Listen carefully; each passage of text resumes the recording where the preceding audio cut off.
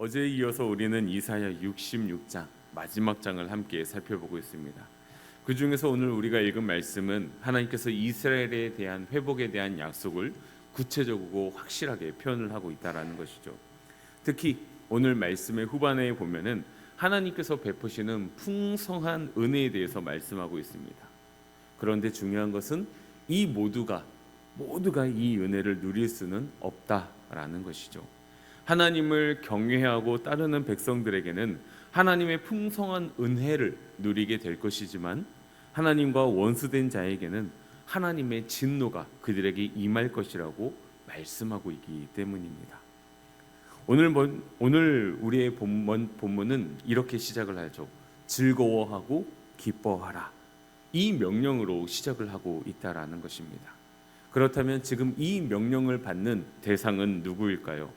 바로 10절에 나와 있는 것처럼 예루살렘을 사랑하는 자들, 그 성을 위하여 슬퍼하는 자들입니다.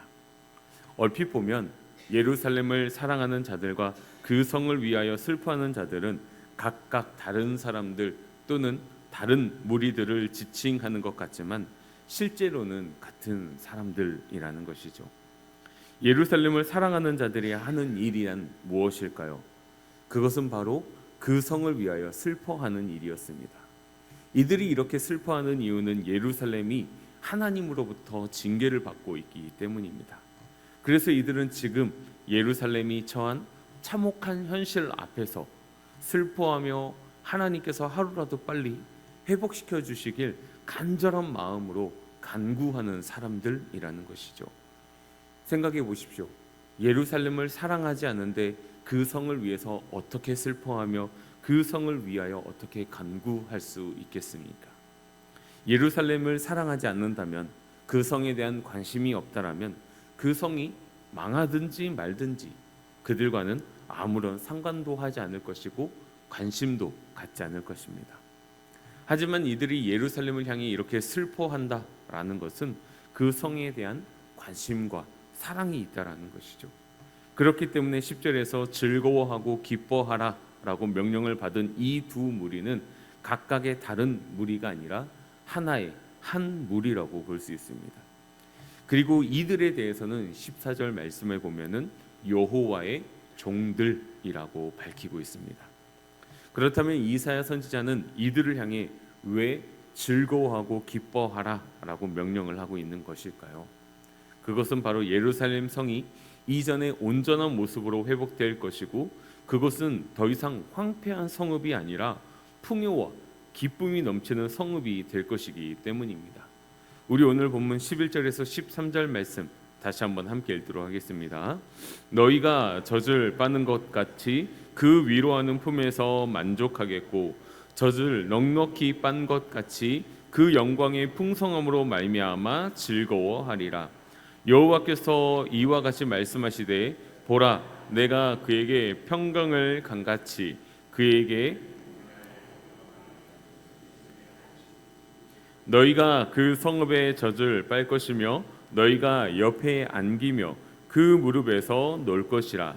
어머니가 자식을 위로함 같이 내가 너희를 위로할 것인즉 너희가 예루살렘에서 위로를 받으리니. 아멘. 방금 우리가 읽은 말씀에서는 계속해서 반복되는 단어 하나가 있는데 그것은 바로 젖이라는 단어이죠. 젖은 어머니가 어린 아기를 품에 안고 먹이는 생명의 양식입니다.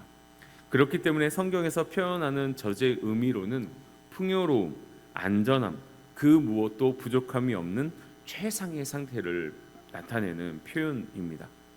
그래서 성경에서는 가나안 땅에 대해서 설명을 할 때도 제일 먼저 등장하는 단어가 바로 젖이라는 단어죠. 젖과 꿀이 흐르는 땅이라고 가나안 땅에서 표현을 하고 있는 것을 우리는 볼 수 있습니다. 이 표현의 의미대로 가나안 땅은 그 땅의 소산이 풍부하다라는 것을 의미하고 있다라는 것이죠.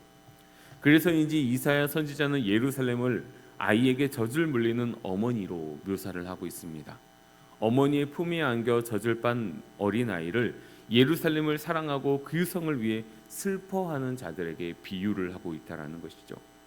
그러면서 어린아이가 어머니 품에 안겨 젖을 넉넉히 빤 것 같이라는 표현을 통해서 이제 그들은 하나님께서 풍성하게 아름답게 회복시켜 주실 예루살렘을 보게 될 것이기 때문에 즐거워하고 기뻐하라라고 권면을 하고 있는 것입니다.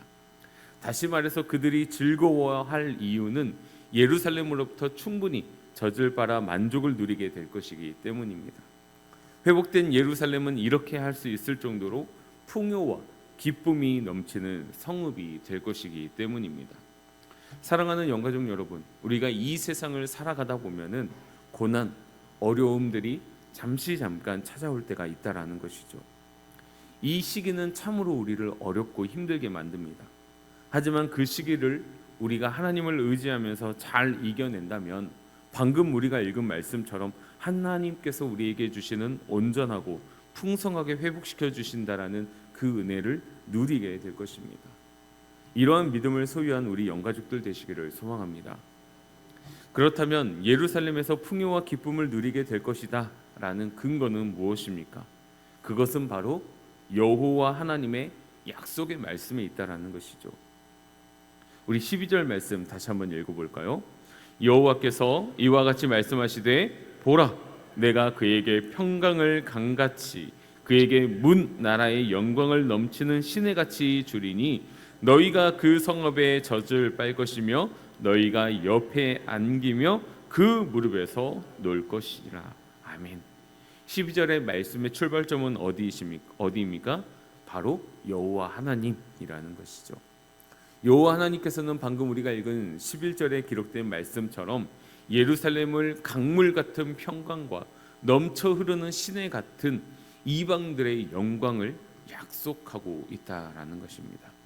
여기서 강물은 유브라데의 강을 지칭하고 있으며 넘쳐 흐르는 시내라는 표현은 폭우로 인하여서 범람하는 골짜기의 물길을 나타내는 표현입니다. 따라서 이 표현들은 여호와 하나님께서 예루살렘에 주실 평강과 영광의 풍성함을 강조하고 있는 것입니다. 이를 통해 예루살렘의 자녀들이 먹을 것이 전혀 메마르지 않을 것을 나타내고 있을 뿐만 아니라 이들은 어머니 예루살렘의 무릎에서 놀며 그의 사랑을 누리게 될 것이라는 약속을 받고 있는 것입니다. 그리고 그 무엇보다도 예루살렘의 백성들이 기뻐해야 할 이유는 바로 예루살렘에 임재하실 여호와께서 친히 그들을 위로하시겠다라는 그 약속이 있기 때문입니다. 우리 마지막 말씀인 14절 말씀 함께 읽도록 하겠습니다. 너희가 이를 보고 마음이 기뻐서 너희 뼈가 연한 풀의 무성함 같으리라. 여호와의 손은 그들의 종들에게 나타나겠고 그의 진노는 그의 원수에게 더하리라. 아멘. 뼈를 무성히 자라는 연한 풀에 비유함으로 심판으로 인해 황폐해지고 피폐해졌던 이스라엘 백성들의 삶이 풍성하게 될 것을 나타내고 있습니다. 이뿐만 아니라 여호와의 손은 그의 종들에게 나타나시며 그의 원수들에게는 진노하신다라고 선포를 하고 있습니다. 사랑하는 영가족 여러분, 우리는 이 땅 가운데 살지만 이 땅에 속할 수는 없는 사람들입니다. 이 땅에서의 삶의 방식과 우리의 삶의 방식은 다르기 때문입니다. 이로 인해 어쩌면 세상으로부터 많은 어려움, 고난을 당하게 될지도 모릅니다. 그렇다고 해서 우리는 두려워하지 마시기 바랍니다. 왜냐하면 주님께서 우리를 부르시고 차고 넘치는 풍성한 은혜를 베푸심으로 우리의 고단한 삶을 위로하시며 기쁨을 주실 것이기 때문입니다. 이러한 믿음을 가지고 오늘 하루도 주님과 동행하며 승리하는 복된 삶이 되시기를 소망합니다. 기도하겠습니다.